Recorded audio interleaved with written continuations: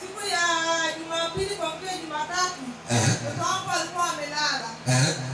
Pamekuja saa 11 asubuhi na mwamsha ili aende shuleni aamke, na amsha aende shuleni aamke. Nikasema ngoja nikamtazame mtoto amekufa na nini. Baada kumkuta mtoto anatoka na machozi, akigeuza macho anakuwa kama kuanzia hapa tumboni mpaka chini amepooza. Amepooza. Nikasema nipeleke hospitali, nikasema hapana, huwa namtaka sana Mungu anabii siku zote ninapopata tatizo. Lazima nipeleke hata kama atakuta watumishi wengine watamuombea. Nikamleta mpaka hapa, akaja kaombewa na Elia na mtumishi Anande.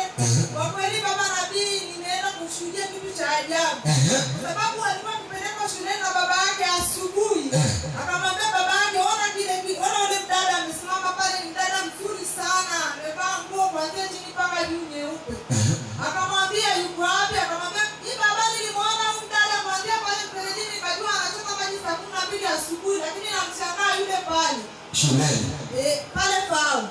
Mtoto baba yake akasema mbona mimi sioni, atashinda kwa jina la Yesu na hakuwezi. Wakaenda shuleni, mtoto akarudi. Aliporudi nikamrudisha tena kwenye maombi, akaombea na mtumishi Anande. Kwa kweli baba, mtoto wangu sasa hivi ni mzima. Ni mzima.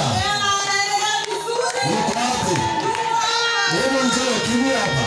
Alikuwa anaogopa kwenda shuleni, akifika yale maeneo mpaka sasa hivi anafunga macho, hataki kabisa kutazama yale maeneo. Kwa sababu alikutana na kitu cha ajabu. Nilijaribu sana kumhoji, lakini alishindwa kunielezea. Anasema hawezi kunielezea kilichomtokea. Kwa hiyo baba anateseka sana shuleni, panamsumbua, anashindwa kwenda kusoma. Unaitwa nani? Sogea. Pada hapa. Unaitwa nani?